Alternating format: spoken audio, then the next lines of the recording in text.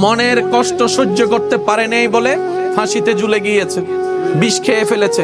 অপমান সহ্য করতে পারে নাই বলে সে সুইসাইড করেছে। পরীক্ষায় ফেল করেছে বলে সুইসাইড করেছে। কোনো প্রিয় মানুষের থেকে আঘাত পাওয়ার কারণে সহ্য করতে না পেরে সুইসাইড করেছে। কথা বলেন ঠিক কিনা? আর একটু জোরে বলেন ঠিক কিনা? এবার আমি আপনাদেরকে বলি, আঘাতটা কোথায় লাগে? কানে, পেটে, হাঁটুতে নাকি? জোরে বলেন না রে ভাই, আমি সবার মুখে শুনতে চাই। কোথায় লাগে? অন্তরে। কোথায়?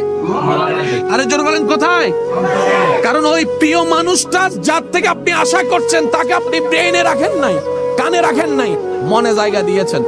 ওই মানুষটা কষ্ট দেওয়ার কারণে আপনার মনে আঘাত লেগেছে, আপনার মন ভেঙেছে, আপনি ডিপ্রেশনে চলে গেছেন, কষ্টে চলে গেছেন, আপনি আস্তে আস্তে সুইসাইডের দিকে চলে গিয়েছেন।